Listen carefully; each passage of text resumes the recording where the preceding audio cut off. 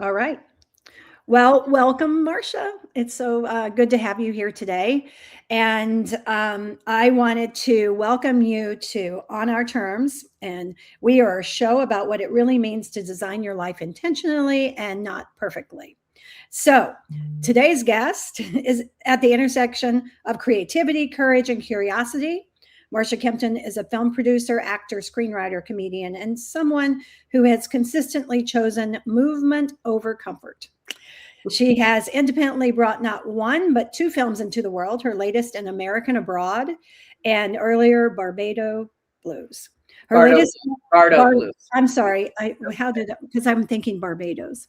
So, Bardo Blues. Yes, I saw that, and we're going to talk about it. Her latest film, An American Abroad, is not about escape, it's about authorship, about what happens when you step outside familiar structures to discover who you are without them. So today we're talking about what it looks like to choose your life on purpose. So, Marcia, I'm glad you're here. And it's great to see you. I know that you're out in sunny Hawaii. And I thought before we dive in, we might talk a little bit about how we met. I'm over in Florida, and you came to my neck of the woods. So tell us about that, because that leads us into what we're going to talk about today. Thank you, Anne, for that introduction. Yeah, I am an independent filmmaker, and I financed, wrote, directed, produced, and acted in American Abroad, which is on many platforms, but most people see it on Amazon. And so, as part of my promotion, I decided to go across the United States, and I went to my cousin's in New Hampshire, and I met Joy, who lives in Vero Beach, your friend, and she said, "Come down. I've got a great group of women." And next thing you know, I was meeting a great group of women in Vero Beach, almost contemplating about living there. I'm loving Hawaii, but if there was one place in the United States that I would consider, it was Vero Beach. It was really fun, a great group of people. And it's about the woman's journey of promoting it on her own, because basically if you don't do a studio film, or you don't do an A24, which is considered an independent film, you really don't get much backing. I did get a distributor to get it on all platforms. So that's what I was doing. Yeah, yeah. Oh boy. Well, there's also something about you when you talked about, just coming over, taking off, self promoting across everywhere. There's this energy, and energy comes in two ways, right? So, so thinking about the energy that you had to manage and the energy that you continue to manage, um, what it's constantly pulling us in, in different directions. So, I have more energy than usually my assistants that are 25 years old. So energy has never been a problem, and I've always been very passionate. I mhm, do agree with you about being pulled in a million different directions. And I think when I got pulled off the air in television on my late night show in San Francisco and hit a real spiritual crisis, and that's how I wrote the movie Bardo Blues, which is very spiritual. mhm, That was when I really got into yoga and meditation. I had started around 32, but I think until I hit my spiritual crisis at 39 years old, I didn't know about honing in your energy specifically, and right. that I was as scattered as I was. And I think today in particular, I think things are way different. You've got to turn off the news. You've got to, I go to yoga 6 days a week.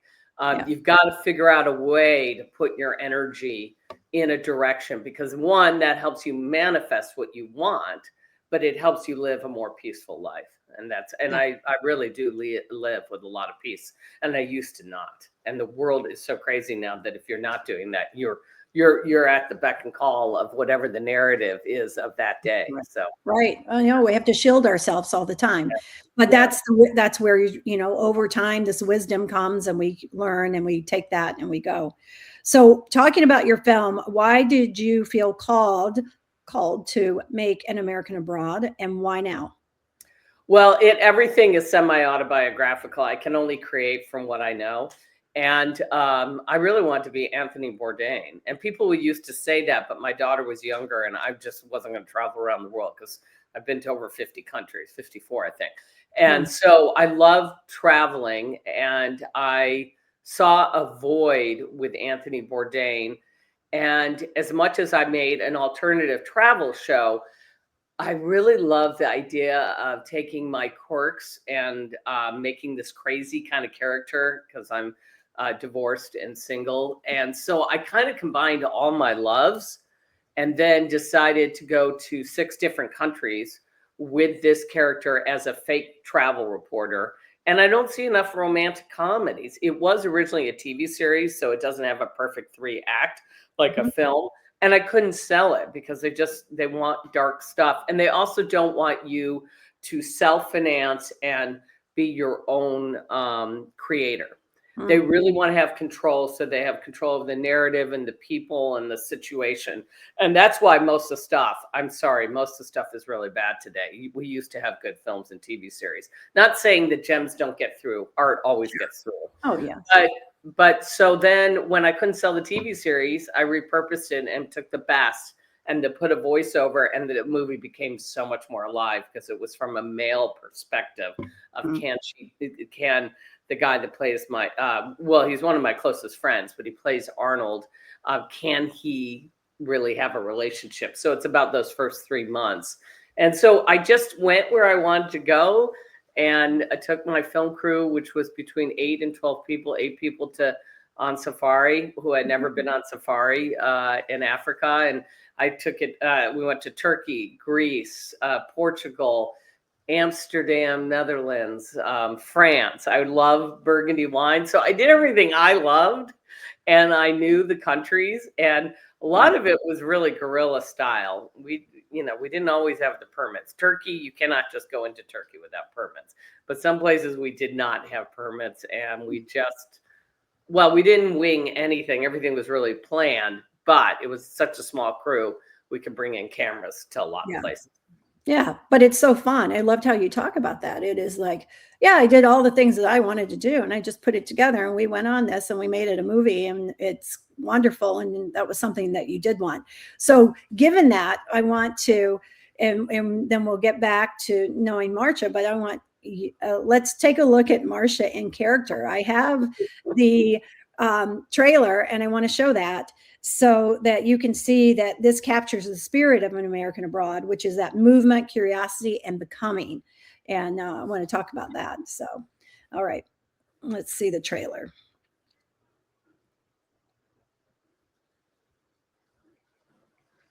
Hi, I'm Marcia Kimpton in Hedrick, Greece, and we're in the world-famous Begonia. We're here at Boulders Beach. Come along for the ride of a lifetime. I'm Marcia Kimpton for American Abroad.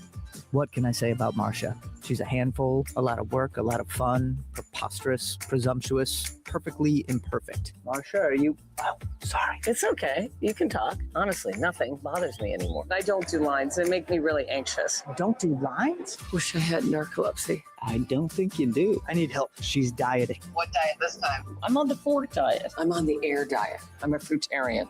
How come you never busted all this stuff out in Lanai or Cappadocia? Because you think I was strange. These relationships always end, Kat. When you know something's going to end, you start looking for the signs. It's my metal detector. What? I just upgraded to a digital one. He's one of those guys. Arnold? Why do you keep on looking at that? We're on safari. The beauty's out there. Oh, this isn't disrupting your peace, is it? No. Oh boy, yeah. I gotta get a lot more steps in. Did you just hear that?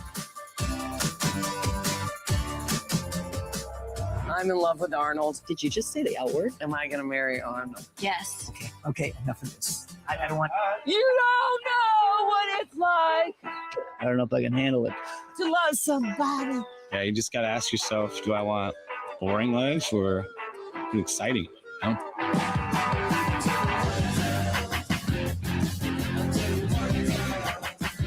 We are traveling the world doing this amazing reality show to unite the world. What a blessing it is to be here today. You like me? Yeah, look, it's really good. Wow, it's awesome. Well, It I want is- to say why I used my name. I used my name to fool the audience. Let me begin with that. Okay. Because some people think it's real, which I'm really impressed. Every word is memorized. The only time it isn't is when we're in the room where I'm pulling out all my stuff to anti-EMF. And Brian, the guy that plays Arnold, doesn't really like improv, so he did a really good job. But the other reason is I want to show my TV days. So the only thing that's real there is I did have a late night show for 14 weeks in San Francisco, and I was on the morning show. So there's a couple clips, and I say Marcia Kimpton, so I stuck with my name, but it's always been the character. It's like an alter ego, and I loved making that film. It was my epic thesis. I feel complete. If I do nothing for the rest of my life outside of hopefully help serve God, because I really believe in God, that I'm complete because I did everything I wanted, honestly. Yeah. I mean, it's so refreshing. It's also, I'll just say, while watching that movie, it is like you just like hit all the points that we think about as women, and as we go through different stages in life and the fun times and all the things.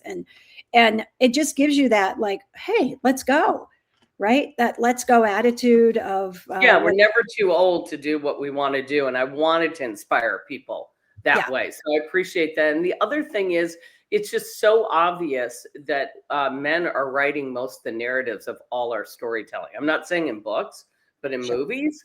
And this is so obvious that it's an older woman doing exactly what most older women, especially single, and you've been single, know exactly that feeling. And I feel those stories are missing. And it's, I really hope that a lot of people see this, because it's supposed to bring joy, but it's also to inspire you and to unite cultures. Because the idea that I go to all these cultures is because if we put, religion and politics to the side, art unites everybody, and we're all human. Yeah. Well, some of us, I'm not sure anymore. Well, but some of us are guides and teachers, and to do that, we are looking for that inspiration. But from that inspiration, we have to dig deep. We have to get in and say, we've got to have courage. And then we also have to give ourselves permission, right? So there was a time in your life, when do you think you started giving yourself permission? I'm very different than most people. I gave myself permission from a young age. My mother really did say, you can do anything. And I really appreciate that. So I never had boundaries, none. I mean, I went to Madagascar at 24, in Africa. So, and I've been on safari. I mean, I'm lucky 15 times. So I don't even have, if anything, I need probably boundaries, but I don't know if that's actually accurate, because the more I get closer to my relationship, my spiritual relationship with God, we really are unlimited. And the only thing that's limiting us is our minds. So I started out that, but I will say I lived with a lot of disappointment and depression, because I worked so hard in Hollywood between New York and LA, and I could not get the jobs. I couldn't get the jobs. And we know your daughter, who's gotten a lot more jobs by 27 than I did. And I constantly was creating, and just thought, if you create and bring in your ideas, they'll embrace them, especially if they're original. And I did this one original show called the Rock and Roll Evening News. And next thing you know, that I didn't even know what the Writers Guild of America was. I was 23 years old.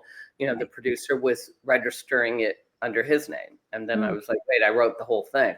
So Hollywood, coming from the Midwest of Chicago and my innocence, really did a number on me. And I kept on thinking, well, if I work harder, I come up with a better idea, Hollywood would embrace me.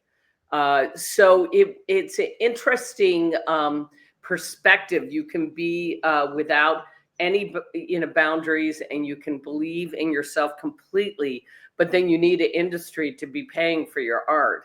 So I just was always a struggling artist for so long.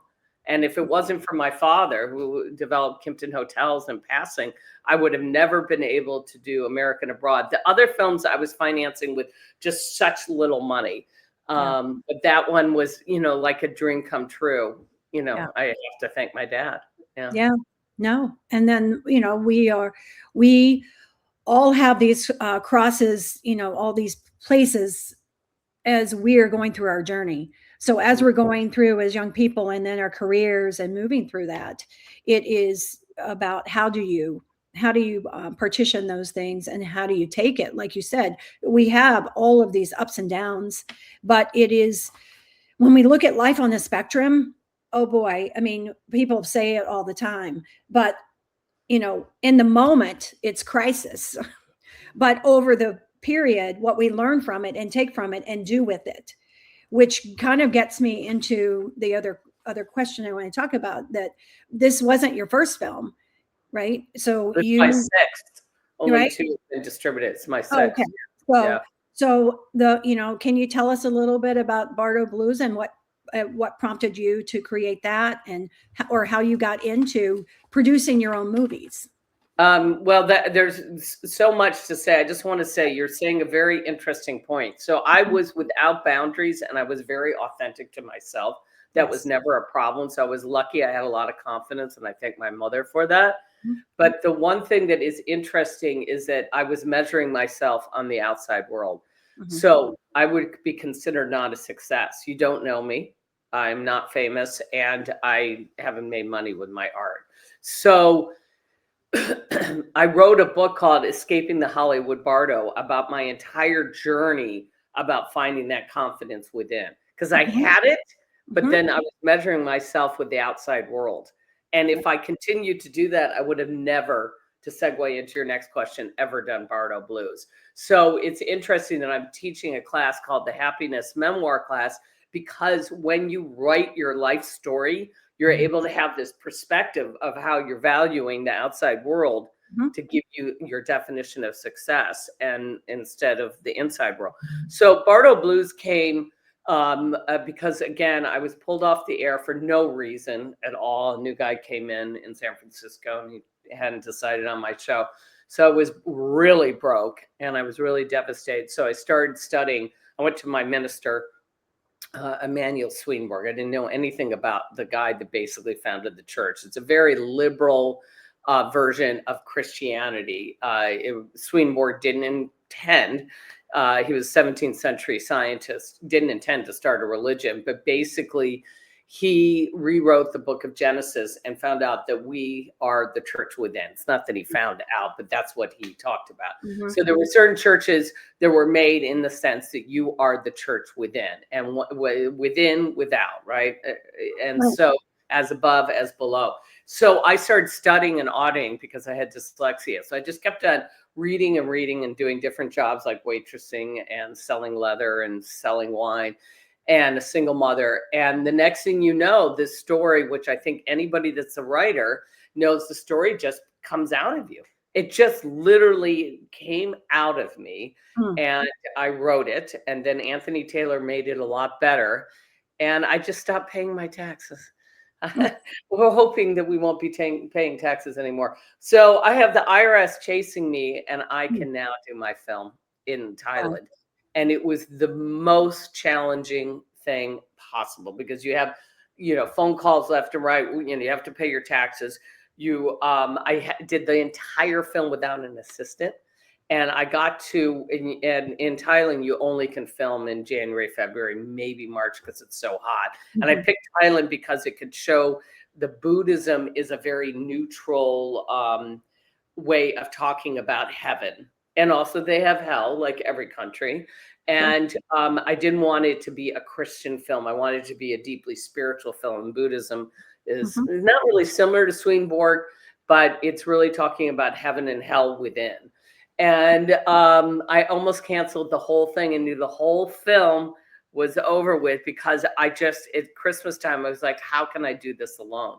But I pulled it off, and, I had the most incredible cinematographers.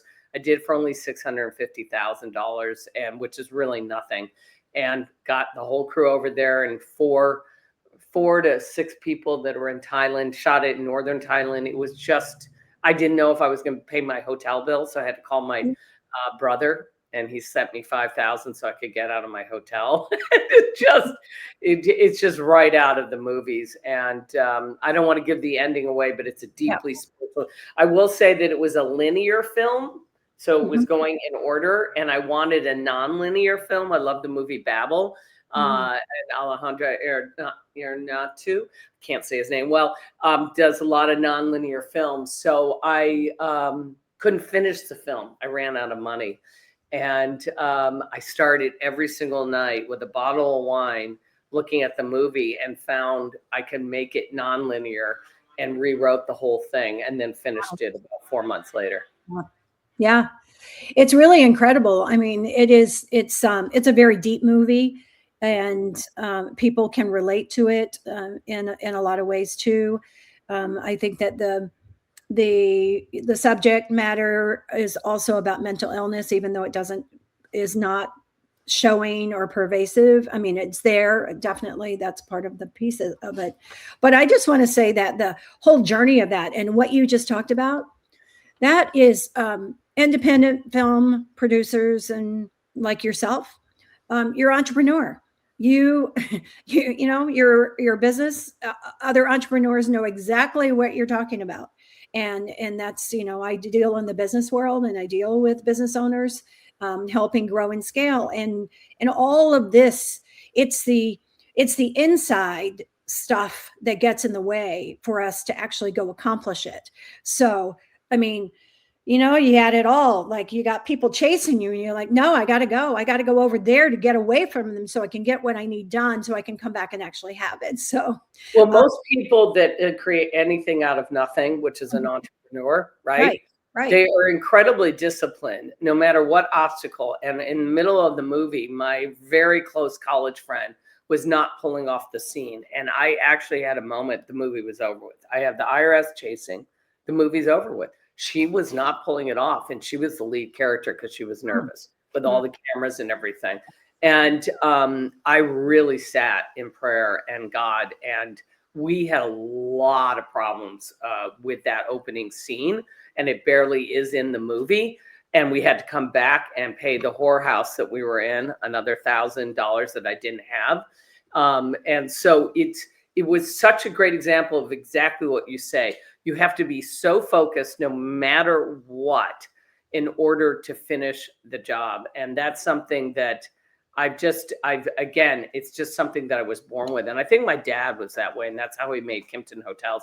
You just, no matter, he almost went bust. He really almost went broke twice. And you just keep on moving forward with the vision that is in your head because you see it and you want it. And an artist, you know, it doesn't have a choice. They are an artist. I think all of us are artists, but the people that choose to be an artist really have no choice. They have to do the art, either with financing or not. You're writing something, you're creating something. Yeah. So I love the way you say that. And I also think women, I mean, ChatGPT isn't always right. It doesn't say there's a woman that's gone to Northern Thailand and made a film. And I did.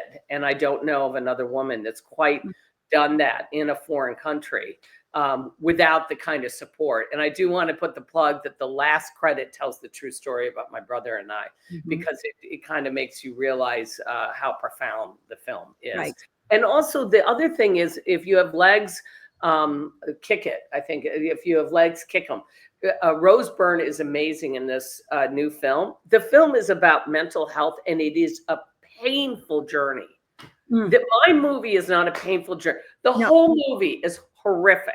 You're like in pain the entire time. You never get a break. And I'm like, oh my God, I don't know about this film. So this film, it deals with mental health, but you do get a break. You get to look at different perspectives. It's definitely a story. It's a story of, you know, the family, the dynamics, the people, and I mean, just it's another one to go see. It's not as light and humorous as American Abroad. Totally, they're two different audiences, two different things, but they both. This is what I lean into when I movies, and why I really wanted you to be a part of this. Not only your creativity and the fact that independence, outlining that, you know, you are entrepreneurial and this is the journey, but that movies are a place for us who are very creative in whatever aspect anyway, but to lean in and get the noise out, right? A movie allows you to escape. It allows me the escape. So, so sometimes we just need to be able to absorb and learn and take from that. But Absolutely. that's where you're creating the art in order to make that formed, right? Yeah. So I did want to say that while you're creating these projects, what is it that these projects asked of you as a human, not as a filmmaker? Oh, wow. That's such a great, profound question. It asked me to believe in myself at all costs, regardless if you make money with it, just the vision of it. It asked me to be really complete with the art of it, even if it had imperfections. I think an artist always wants to change or edit or do something different. Right. It asked me, well, it asked me to believe in women on a different level, because it's just, I feel, I hate being negative, but women in Hollywood really don't get supported. They could do as actresses, but so it really made me realize why so few women can pull this off.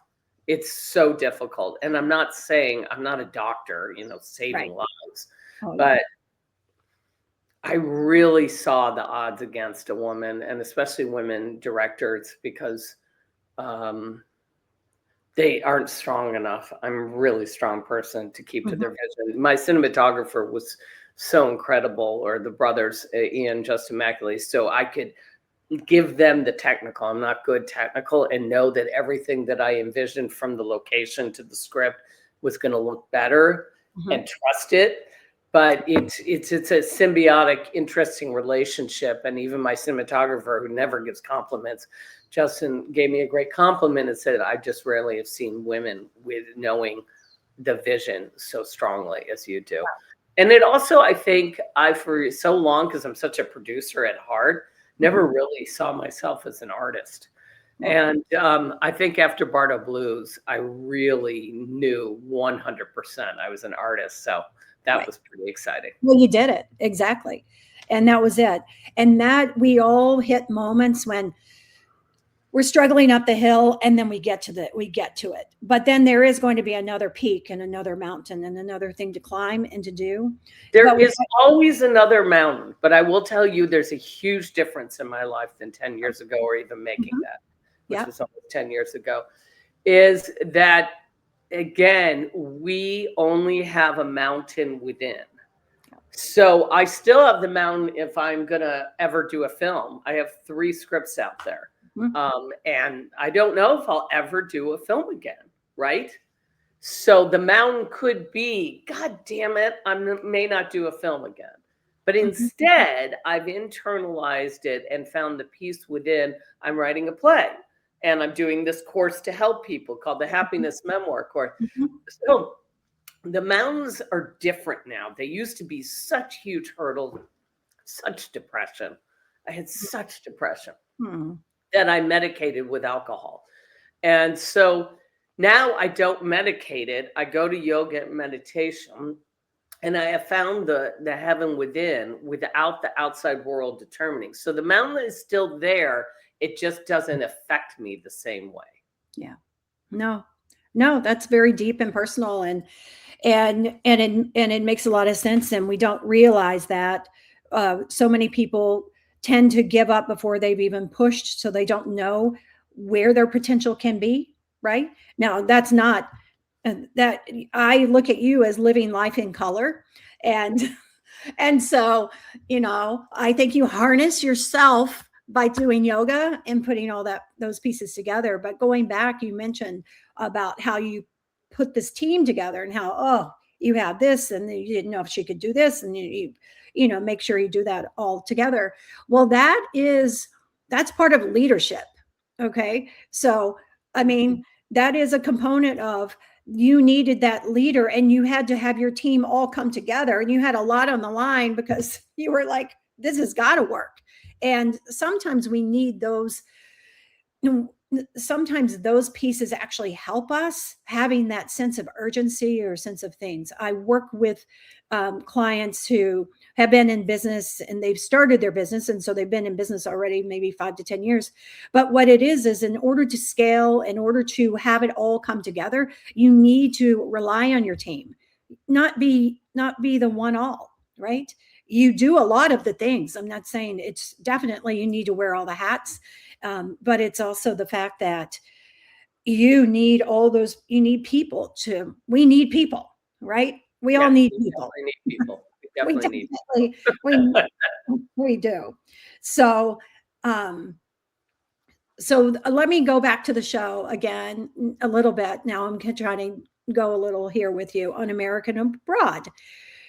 When you were writing that movie or working that movie, was there a decision here, when you're making it? Is that decision about the American Abroad, was it more about leaving something or becoming something? Does that make sense? What do to you mean by leaving? I don't, because it was very much me. Yes. Well, leaving is that you needed to like get away.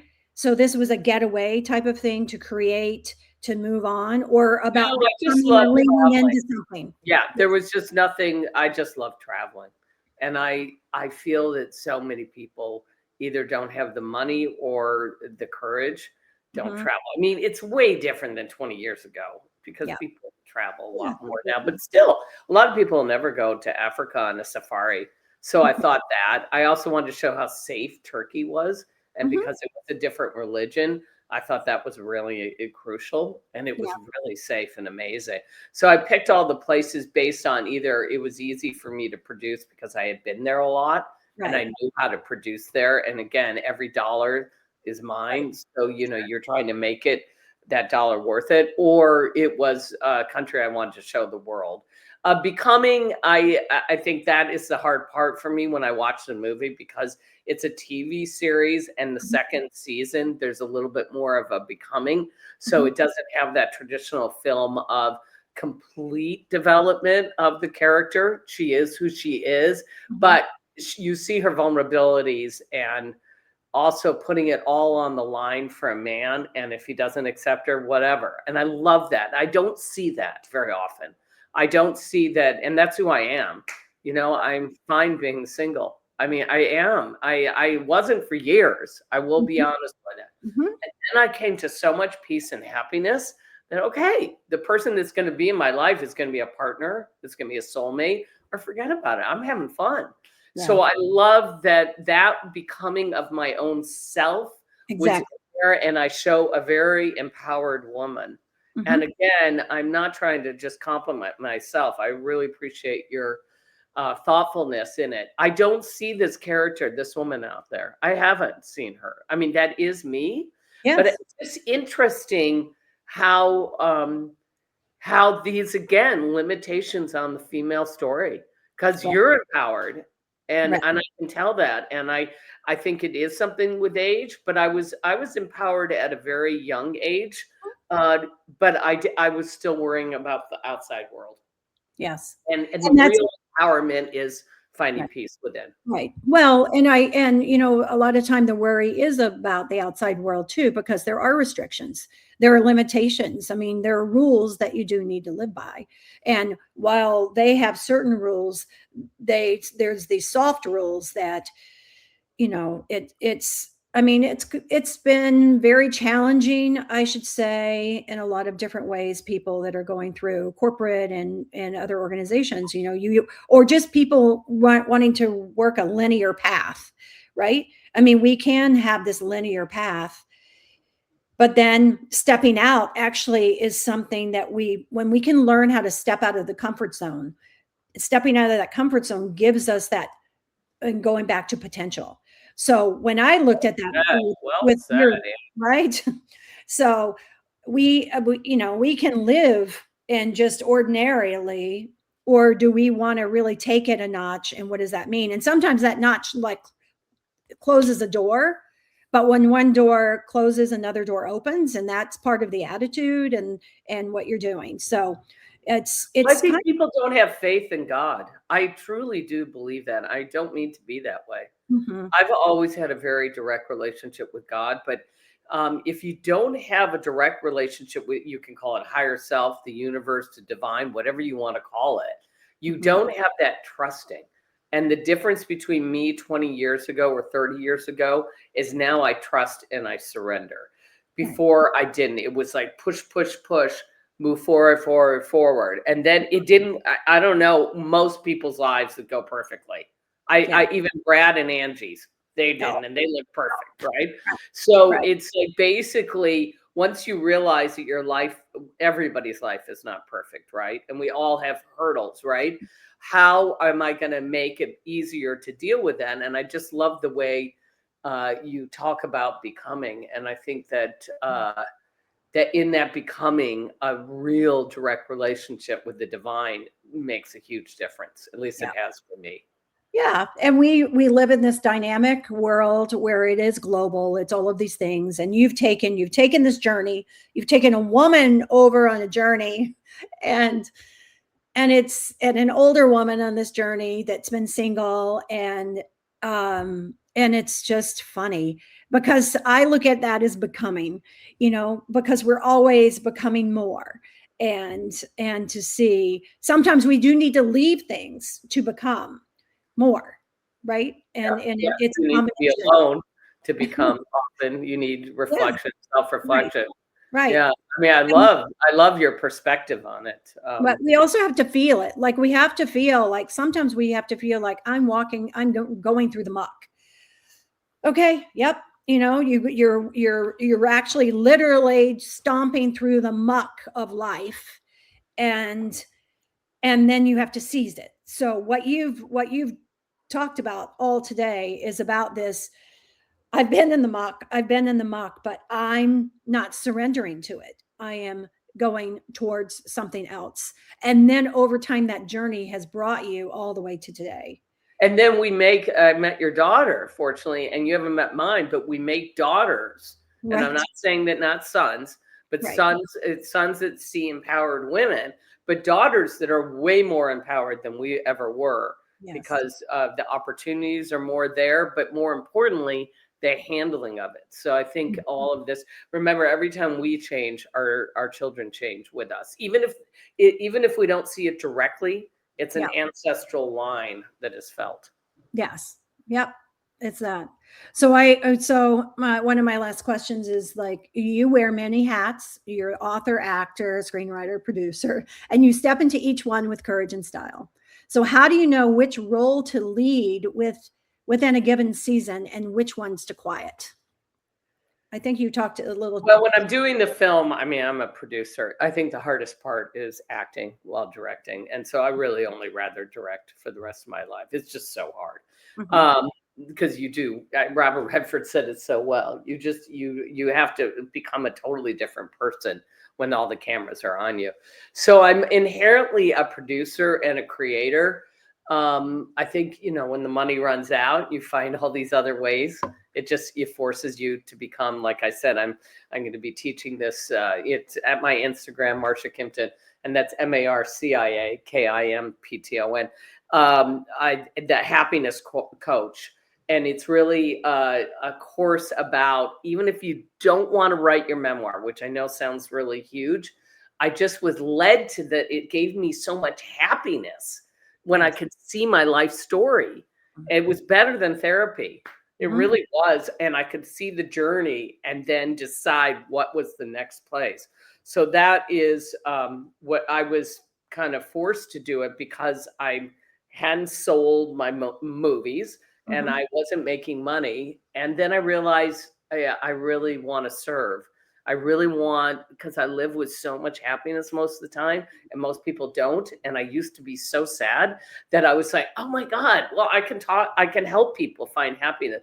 So when you say which way, it's kind of like, and then the play, I just found out that in order to have a play here in Honolulu, you had this one little small theater, you have to do it based on Hawaii. And Hawaii has inspired me and changed my life. So I'm writing it now based on that was their requirements, but I'm also really enjoying the creativity of doing a play, and that costs nothing. It's just creativity.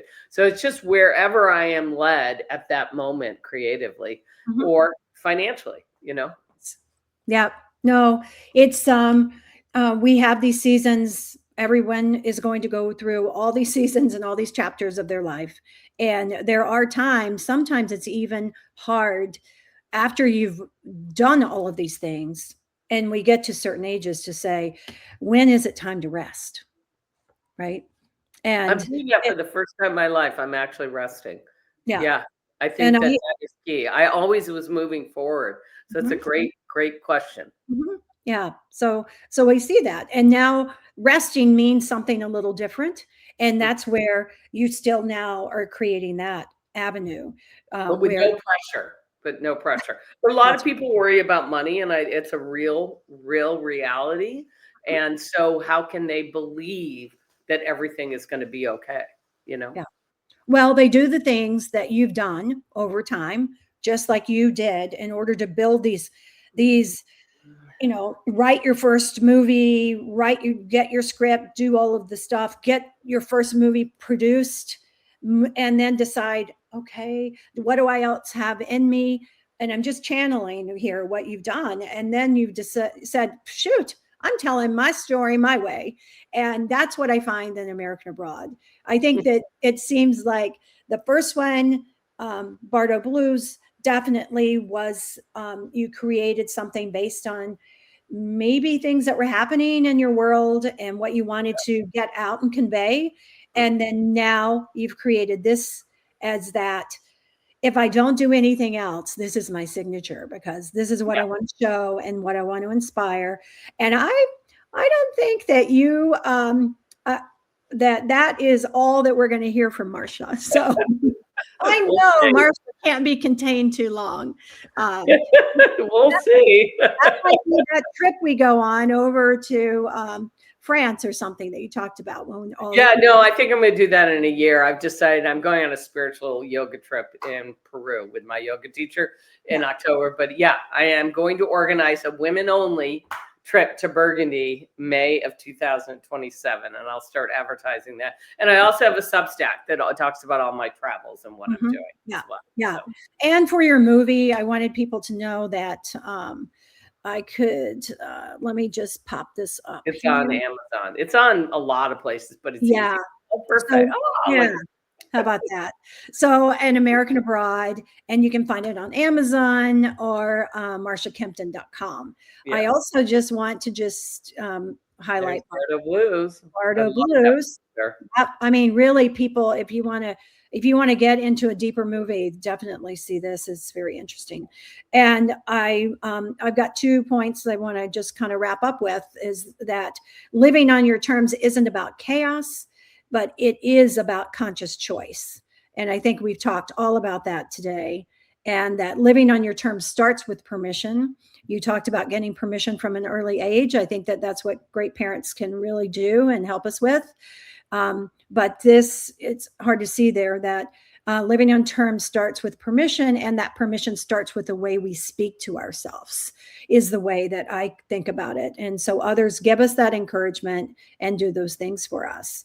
So I'm going to just take this off, this technology, and here I'm going to give some closing remarks that what this conversation reminds me of is that living on your terms doesn't start with a plane ticket or a career change.